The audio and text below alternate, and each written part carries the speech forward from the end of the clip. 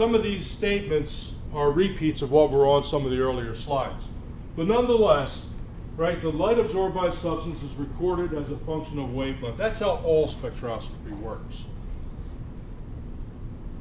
Okay? The horizontal axis, and it helps to see a real spectrum, and I'll show you one in a coming slide. But the horizontal spectrum is this obscure thing we call wave number. I've often wondered what the history was behind wave number, and I really don't know what it is. Maybe someday I'll find out. I guess it's really not that important. But wave number has this odd unit to it, a reciprocal centimeter. I don't know what a reciprocal centimeter really is. I guess if you were to take a plastic ruler, grab it in the center, and pull it really fast. No, that's not true. It's Wednesday morning. It's time for bad jokes, right? All right, but reciprocal centimeter is just, and this equation lets you know what you're looking at. This is just simply a unit conversion. That's the wavelength. The wavelength for IR is typically micrometers. That's mu, not a funky U. Another one of those Greek letters. So it's just a simple equation. If you remember the equation, great. You know where to find it if you need it. It's also in the textbook. I think probably a homework problem or two asks you to work this equation just for the sake of working it. The conventional units, you have reciprocal centimeters. The vertical axis for us. Now, in the case of IR, there are several different vertical axes that can be used.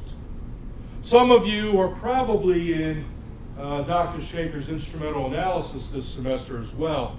And in that course, you might use a different unit for the vertical axis, for the y-axis. And that's okay, because we have different units that we can use. In the context of what we're looking for, percent transmittance is the typical y-axis. Now think about it for a second, what that might mean, right? So go back to that picture that had the light, the sample, and a detector, because that's also a very good model of a simple infrared spectrometer, right? It's just now your light source is giving off infrared radiation, so it's a little heater. Sample goes in, infrared energy comes at the sample, some of it gets absorbed, and the rest passes through. So if a sample had 100% transmittance, what does that mean? That means everything that came at that sample made it through, right? And 0% transmittance would mean nothing made it through, right? So all the infrared energy that hit the sample got absorbed by the sample. So in this context, when you're using this unit on the y-axis, the baseline is at the top. Unlike most of the graphs you look at, baseline's usually at the bottom, right? So in IR with 100% transmittance being the baseline, it's at the top. And peaks are actually dips, right? You guys used IR last semester in lab and probably remember seeing some of those IRs. At least I hope you did. Okay, so that's the basic of what the IR spectrum looks like. Here's a bit about how IR works. Now notice what this graphic is showing. I'm coming back and using that spring analogy for a chemical bond, because it works. Is it perfect? No. But it works to talk about IR. One of the things springs can do is they can be stretched and they can be compressed. And if you were to attach one end of a spring to a really heavy object like the ceiling of this room, and the other end of the spring I were to put some weight on it, and you guys could probably build a mental picture of what would happen if I grab this weight and the other end of the spring is attached up there on the ceiling. I pull the weight down a little bit and let go. What's going to happen? Well, the spring's going to go up, pull the weight up, and then at some point the weight's going to come back down, and it's going to do this oscillation for a while. You guys probably did something like that once in a physics lab. I don't know, but maybe you did. That's what this model is. Now think about a chemical bond. The difference is, in this case, eventually that weight and the spring would come to rest, and it would stop the vibration. In the case of a chemical bond, it never does. It's always going up and down, stretching and compressing the chemical bond. So that's this picture. You could imagine that this darker sphere on the top of the string is a carbon atom, while the white one is hydrogen. That's the symbolism here, because that's your most common organic chemical bond, right? And the difference in mass is 12 times, right? Carbon 12 times the mass of a hydrogen, so it's effectively not moving while the hydrogen atom is. Okay? Bottom line is, this spring or the chemical bond has a particular strength. And the difference, or the two masses that are held together by the spring, between the strength of the spring and those two masses, that's what determines this frequency. And the hydrogen atom is just always going back and forth relative to the carbon atom at a particular frequency. Got that picture? It's a pretty simple picture.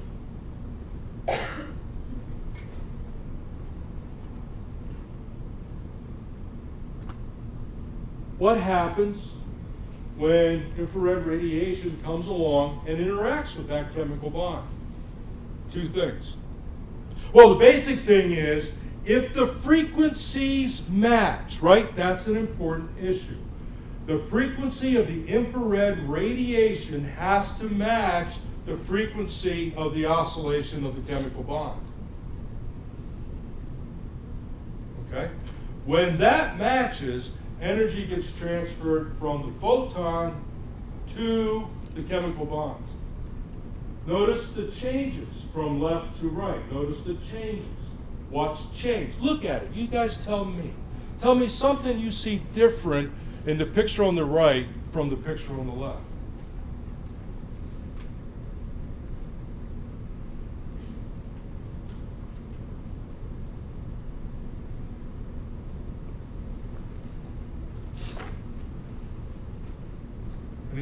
Anything jump out? Yeah? Amplitude is increasing, frequency is doubled. Yeah.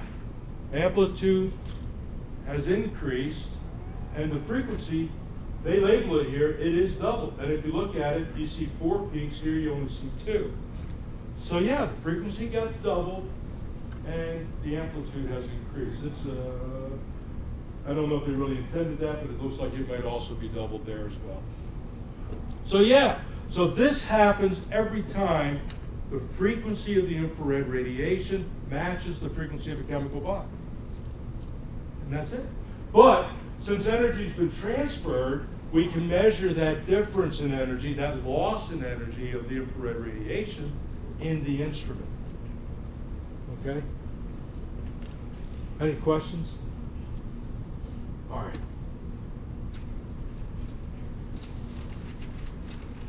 Because those bonds have a given strength and they're holding together two particular elements, they will always have a characteristic frequency.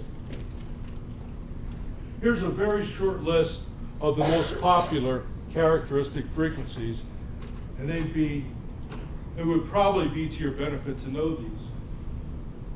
All the something hydrogen bonds are in this range, about 3,000, but let's see, the range itself given in this table is 3,400 to 2,800.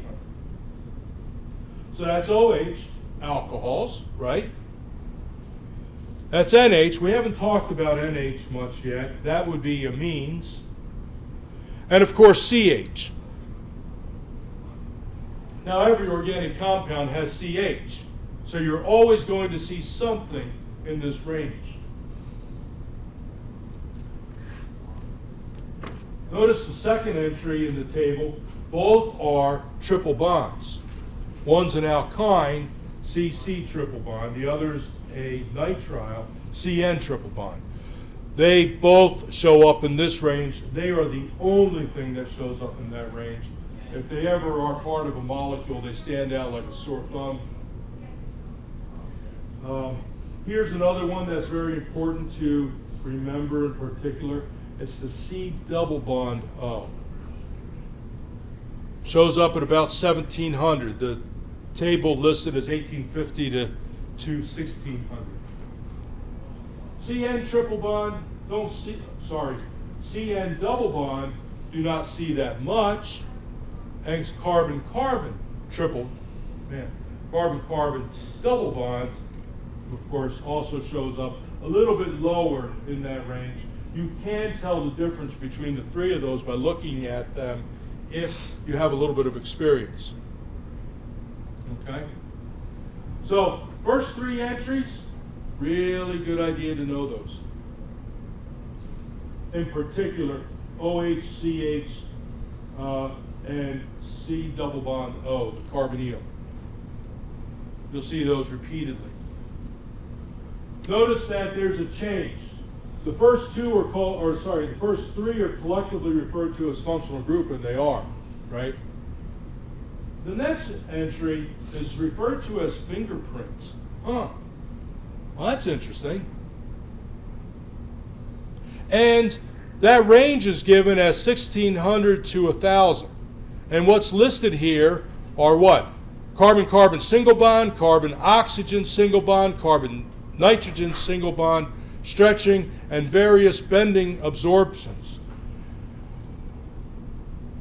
Most organic compounds have a lot going on in this range, and it gets very difficult to discern what's happening or what peaks correspond to what, especially since we have NMR that we can use also to help us understand the connectivity of a particular carbon skeleton. Notice that, well, I already said this, but it's called collectively fingerprint. What does that imply to you? What do you, yeah. Yeah, it's different for every compound, right? It's called fingerprint, for that reason, right? You're all supposed to, each one of you allegedly has a unique fingerprint. When it comes to organic compounds, this region is referred to fingerprint for that purpose, because it tends to be unique to a particular compound, and that's the region that's often used to positively identify a compound if a standard spectrum is available, because they will match exactly peak for peak, intensity for intensity. And then lastly, this last entry called CH bending. Again, that spring analogy, that's the other thing that springs do, right? You can grab two ends of a spring and do this. And that's referring to the same thing in the chemical bonds, right? That can be very useful in looking at certain organic compounds, for example, double bonds. Because remember, double bonds come in a few varieties: monosubstituted, disubstituted, trisubstituted, and within disubstituted you had cis, trans, and geminal substitution patterns. That region can actually tell you which one of those you've got.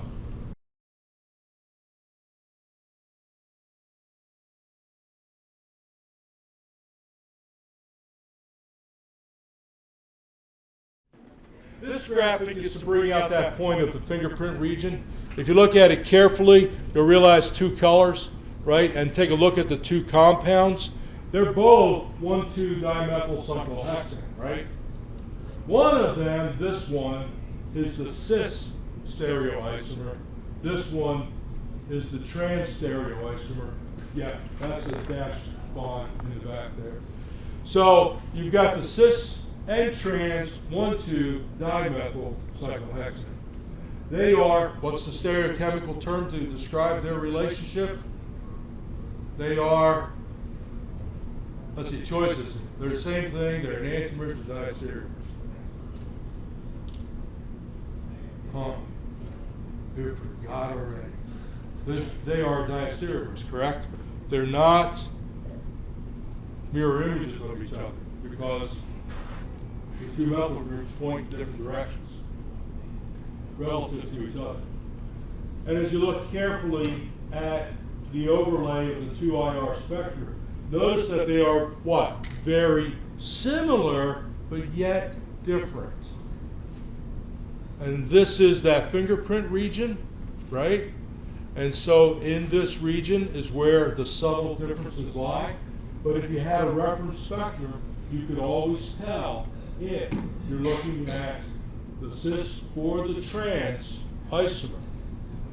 That's the utility of the fingerprint region.